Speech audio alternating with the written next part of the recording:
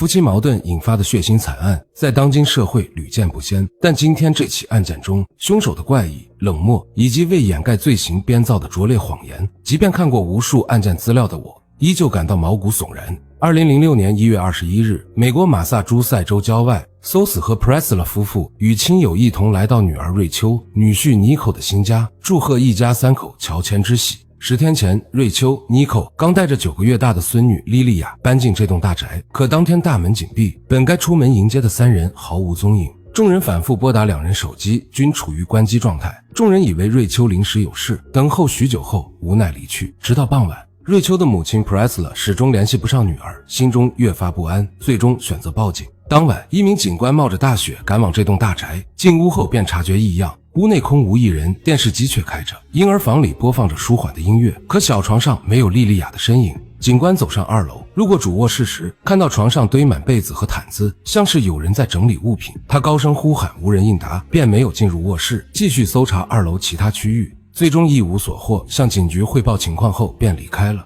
一夜过去，瑞秋的父母依旧无法联系到女儿，忧心忡忡的他们再次报警，还是此前的警官第2次来到大宅。刚进门就闻到空气中弥漫着一股淡淡的异味，凭借一线警务经验，他立刻意识到这是不祥的征兆。循着气味，警官来到2楼主卧，这次他径直走进房间，掀开层层被子与毯子，发现了早已失去生命体征的瑞秋和莉莉亚，而丈夫尼口却不知所踪。警方随即展开调查，尼口的身份与经历逐渐浮出水面。尼口1978年9月出生于英国诺丁汉市，父亲是矿工，母亲在大学食堂工作。他自幼展现出极高的计算机天赋，以优异成绩考入约克大学电气工程专业。1999年，尼口在学校结识美国留学生瑞秋，两人迅速坠入爱河。毕业后于2003年结婚。婚后，瑞秋在学校教授英文与戏剧，尼口则进入英国国防机构从事武器开发设计工作。2005年4月，女儿莉莉亚出生，家庭充满幸福，而瑞秋因思念父母，多次提议前往美国生活。尼口最终同意，带着妻女远赴美国，暂住在瑞秋父母家中。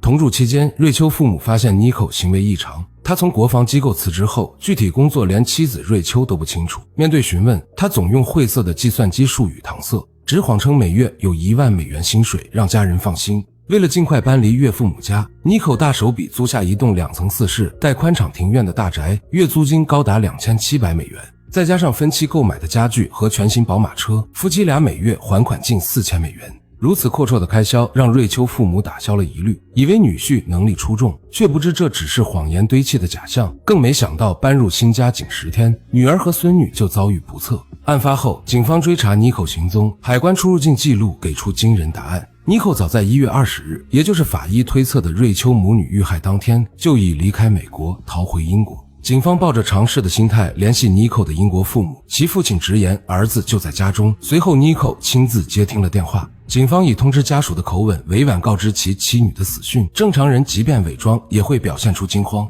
可尼口却异常淡定，仅用哦是吗回应。面对警方询问，他甚至直言已经知道。在随后2小时的录音通话中，尼口编造了一套匪夷所思的谎言。他称1月20日上午出门买电脑配件，回家后发现妻女倒在床上，认定是瑞秋携女自杀。因悲痛欲绝想自杀追随，先是想拿刀自刎，又怕疼，随后想去岳父母家借手枪，发现家中无人便放弃，随后驱车前往机场，取了800美元买机票，在车内睡了1晚后飞回英国。他还声称自己精神崩溃，如同梦游，既没报警也没联系亲友，而他的父母得知儿子归家、妻女身亡的消息后，竟不闻不问，也未联系美国亲家，任由儿子留在家中。警方对尼口的说辞全盘否定，还从其话语中找到关键线索。尼口提及瑞秋父亲有一把手枪，警方立刻赶往瑞秋父母家，找到柜子里的手枪，证实枪支近期有开火痕迹，弹道比对与案发现场弹头完全吻合，确认这就是凶器。进一步检测发现枪口有瑞秋的 DNA， 枪身与扳机上留有尼口的 DNA， 铁证如山，证明尼口就是杀害妻女的真凶。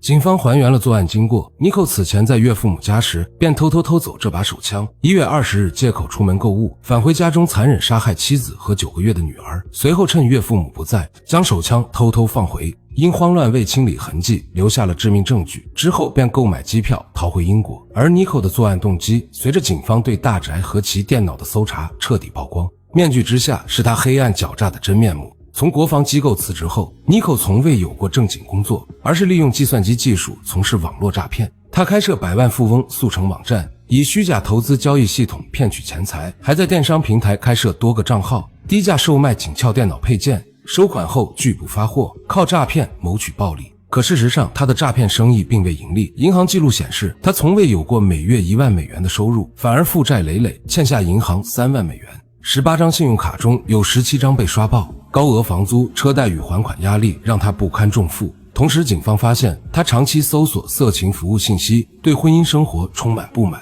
案发前几周，他更是频繁搜索最佳杀人方式、刀割脖子、多久致命等血腥内容，早已蓄谋已久。长期以来，妮蔻靠谎言维持着精英人设，经济崩溃与家庭束缚让他心生歹念，最终在2006年1月20日对至亲痛下杀手。2006年2月2日，瑞秋与莉莉娅被合葬在同一口棺材中，家属将两人姓氏改回娘家姓氏。莉莉娅的出生与死亡证明上，父亲一栏也标注为未知。1周后，妮蔻被英国警方逮捕，随即被引渡回美国受审。面对双重谋杀指控，他拒不认罪。2008年6月，案件正式开庭。为反驳检方提供的枪支 DNA 证据，妮蔻再次篡改证词，谎称是瑞秋持枪自杀，自己因爱妻心切，为保护妻子名声，拿起枪支清理痕迹，随后送回岳父母家。精神崩溃后才逃回英国，试图打悲情牌脱罪。但法庭上播放的2小时通话录音将他的冷漠无情暴露无遗，陪审团彻底失去对他的同情。更荒诞的是，展示现场照片时，妮蔻故作悲痛无嘴，却因表情扭曲呈现出憋笑的模样，让辩护律师都绝望不已。这一幕被记者拍下，